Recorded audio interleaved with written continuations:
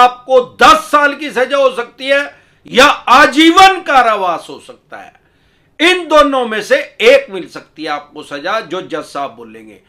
Hello साथियों, मैं अमरदीप कादियान। नमस्ते, प्रणाम, सलाम वालेकुम, सत श्री अकाल, जय मसीह की, राम राम जी, जय माता की, जय हिंद, जय भारत, जय ससुराल वालों की। साथियों, आपका स्वागत है डिसेंट फैमिली में।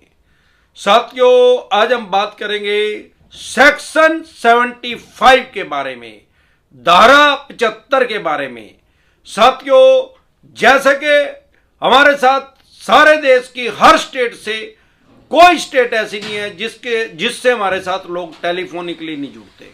विदेशों से भी हमारी 8% आदमी विदेशों से भी हमारी वीडियो देख रहे हैं और 92% आदमी हमारे देश से हमारी वीडियो देख रहे हैं। आपके पास जो भी नोटिस आते हैं 90% उसमें से फेक हैं।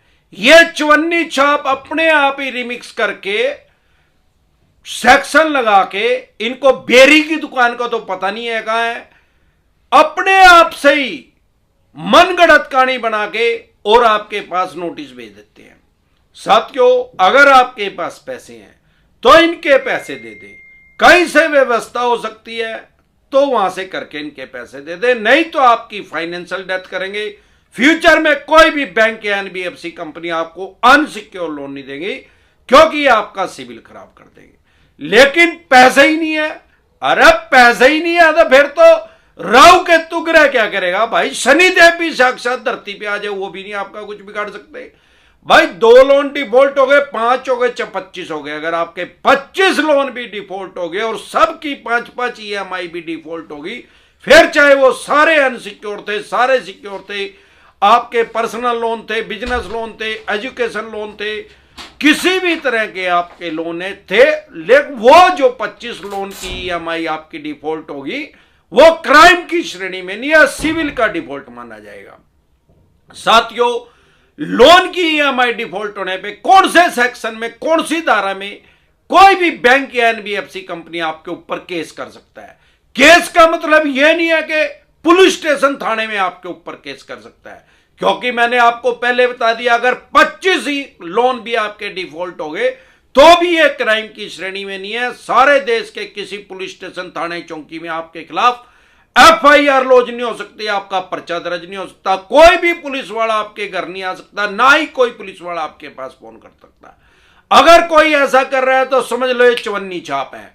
ये चवन्नी छाप 30 हजारी कोर्ट के वकील बन के फोन करते हैं, हाई कोर्ट के वकील बन के फोन करते हैं और क्राइम ब्रांच के इंस्पेक्टर बन के फोन करते हैं। आजकल इन्होंने चवन्नी छापी भी लगा ली है, जो वुमेन सेल की इंस्पेक्टर बन के लोगों को फोन करके डराती और धमकाती हैं। अगर कोई ऐसा आपके पास फोन आ रहा है तो आप समझ लें चवन्नी छाप है, जो अमरदीप कादियान ने बताया था। क्यों? अरे हमारे देश में पुलिस का काम जो है लॉ एंड ऑर्डर को मेंटेन करना है, कानून व्यवस्था बनाए रखना है, ना कि बैंक और एनबीएफसी कंपनी की रिकवरी करके इनके पैसे ले आके इनको देना। साथियों, कोई भी बैंक या एनबीएफसी कंपनी अगर आपका लोन की ईएमआई डिफॉल्ट है तो आपके ऊपर, अगर आपने चेक दे रखा है, हमारे साथ टेलीफोनिकली भी जुड़ सकते हैं या पर्सनली मीटिंग भी कर सकते हैं। आपकी स्क्रीन पे कमेंट बॉक्स के अंदर नंबर आया हुआ है 9306347314।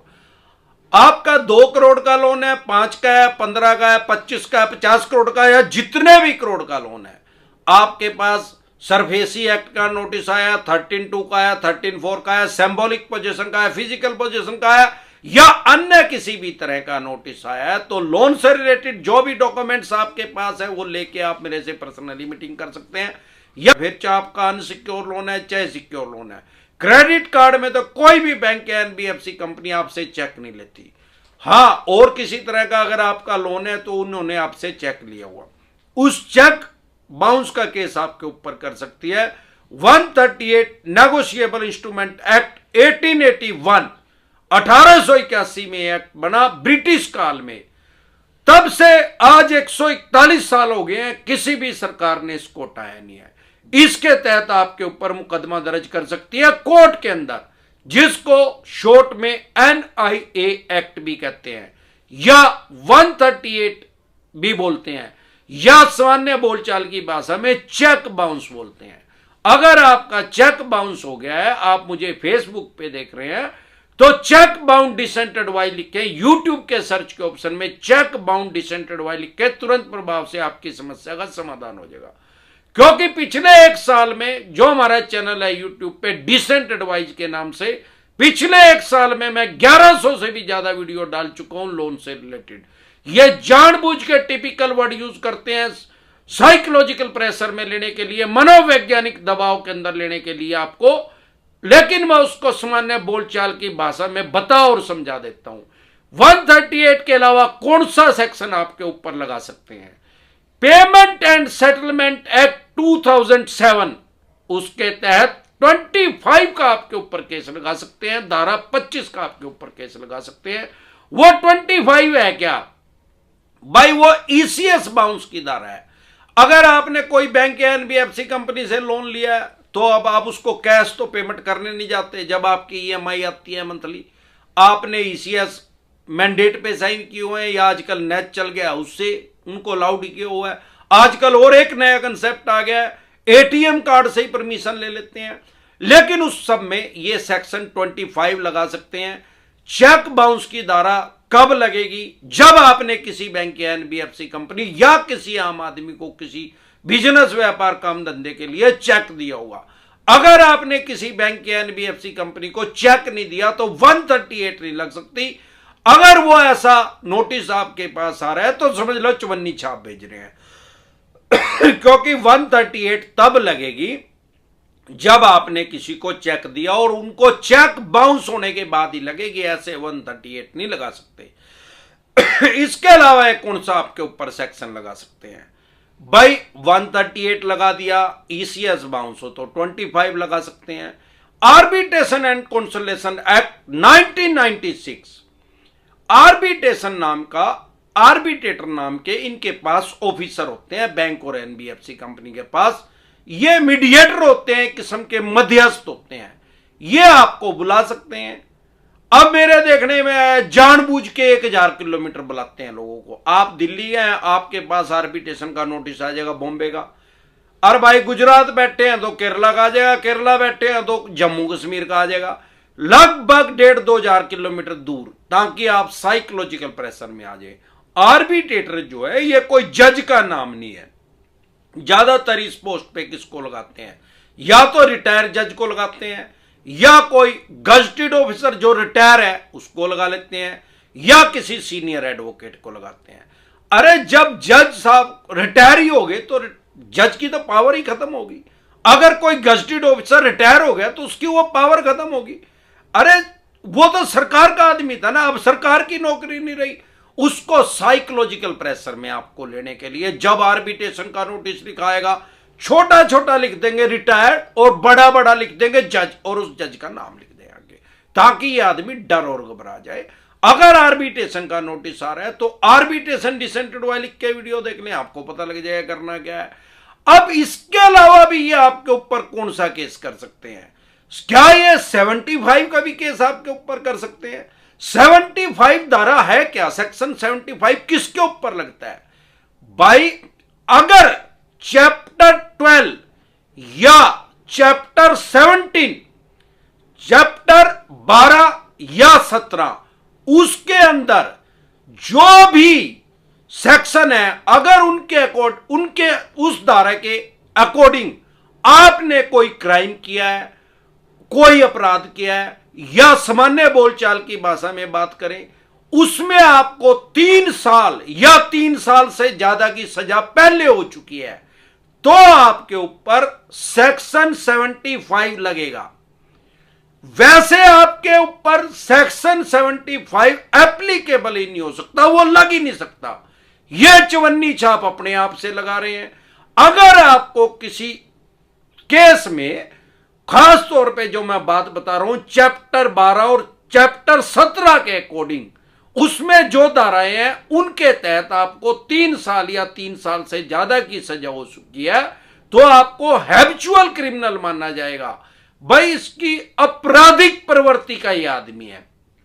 अगर आपके ऊपर वो 75 लगती है तो आपको 10 साल की सजा हो सकती है या आजीवन कारावास हो सकता है। इन दोनों में से एक मिल सकती है आपको सजा, जो जज साहब बोलेंगे।